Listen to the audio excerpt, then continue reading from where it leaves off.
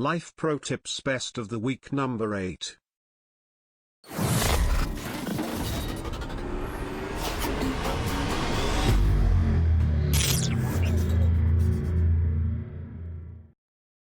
Keep inviting that friend who always says no. If you have a friend or co-worker who you have invited to do things with you or your group of friends and they continually decline, don't stop inviting them unless they specifically tell you not to invite them anymore. Some folks really would like to be included but really do have other obligations, or maybe they're just super shy and need to be invited several times before they feel like they can work up the courage to go. Or perhaps they are battling depression. Don't give up on that person. You may be just the person they need to get them out of their shell or to eventually become the kind of friend that helps them see the good in life and want to continue going on living. Be awesome. If your child does something, like cleaning, out of the norm, don't ridicule them for it. Positively reinforce it. When I was younger, I got to the age where I started helping out. I can't remember exactly what happened the first time, but I think I cleaned up the house, 5 kids, 2 adults, big house, because my parents needed that extra bit of help. Instead of "Hey, thanks for helping out" the end, I got "What's wrong with you? Did you bump your head or something?" And I remember one time I was washing up, my mum called for everyone come quick because I was doing the washing up and it'll never happen again, so take a look while you can.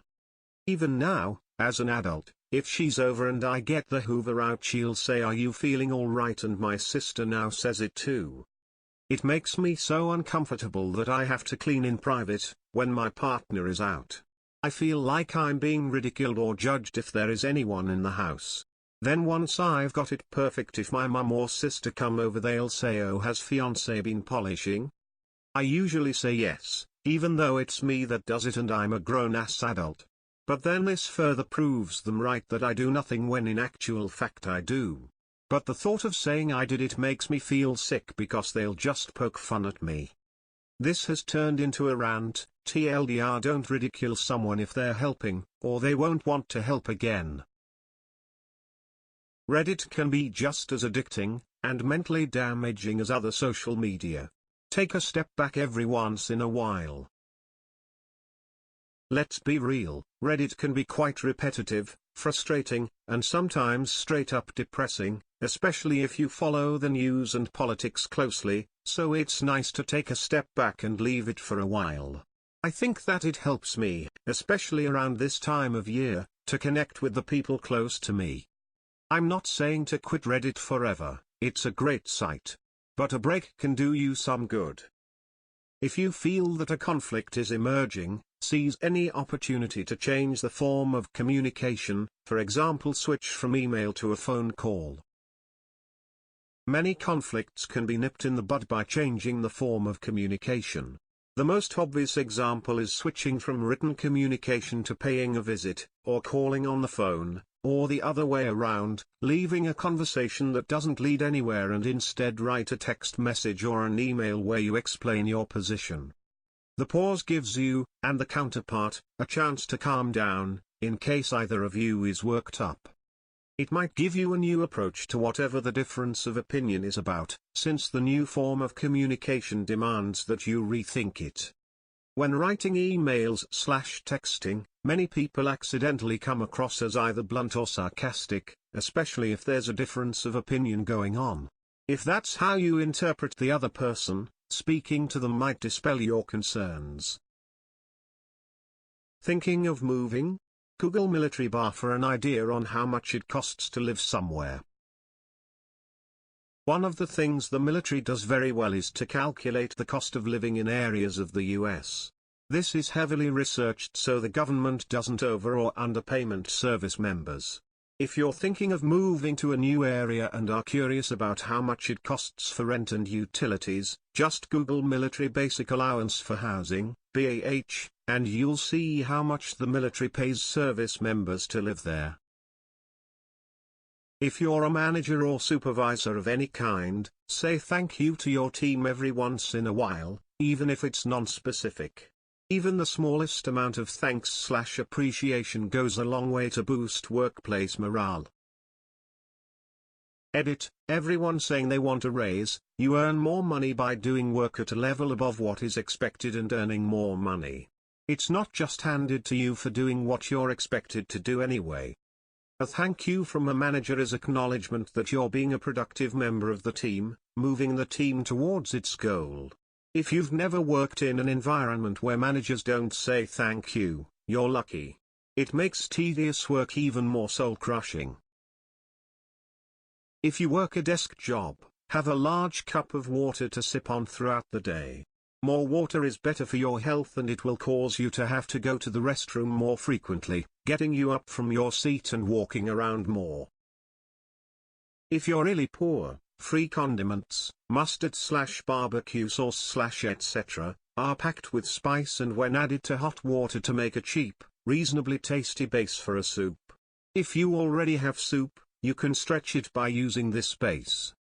I aged out of foster care at 18, back in the 80s. I've been there. And I know a hot, tasty bowl of soup can make life bearable for a few minutes. And even if you don't have any money at all, there are plenty of packets available in most fast food places.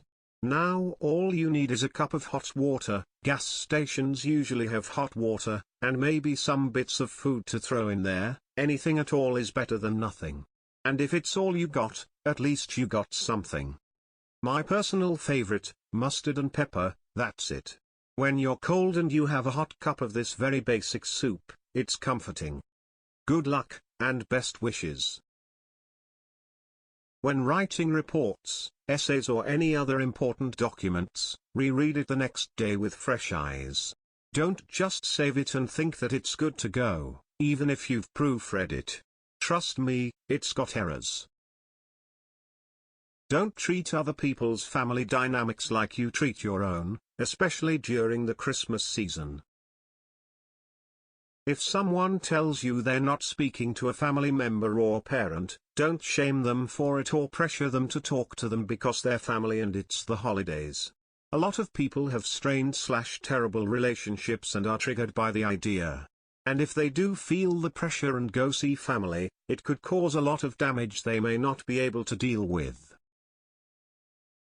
Buy cologne/perfume while traveling and wear it every day on the trip. Your brain will associate the trip with that fragrance and every time you wear it afterwards, you will remember the memories made while traveling from the smell. Instead of buying a shirt, mug, or a vial of sand, make some cologne/perfume your traveling token and bring home some memories in a bottle. I still have some French cologne in my room that brings me right back to Europe, 2015. If you're traveling abroad, take a photo of your passport and send it to your own email address. If your passport gets lost or stolen, it's much easier to get back home if you have readily available proof of citizenship. Always give people the benefit of the doubt if they tell you they are disabled or chronically ill. Lots of conditions are invisible and invisibly ill folks get a lot of grief from not being believed. You'll be a better person for taking their word for it. I hoped this was common sense, but in my 5 years of being chronically ill, I realize it isn't. Most people who have never been chronically ill or close to someone with an illness like mine simply don't trust that I am not faking it because I don't look sick. I understand it is hard to comprehend sometimes. And maybe it makes people confront their own mortality a bit and that can people uncomfortable and in denial a bit. But it helps to just give people the benefit of the doubt or research chronic/disabling conditions you don't know a lot about. Avoids you looking like a jerk if they are actually sick, and they usually are if they say they are. Lots of people have hidden disabilities. And you will make the world and your life better by choosing to be empathetic versus skeptical in this situation. Even if there are some illness fakers out there, they probably have something going on that makes them that way and they are a minority. Most chronically ill or disabled people would rather feel good than sick and in pain. This will also help you avoid burning bridges because if someone finds out you thought they were just faking it, that is going to be a tough wound to heal.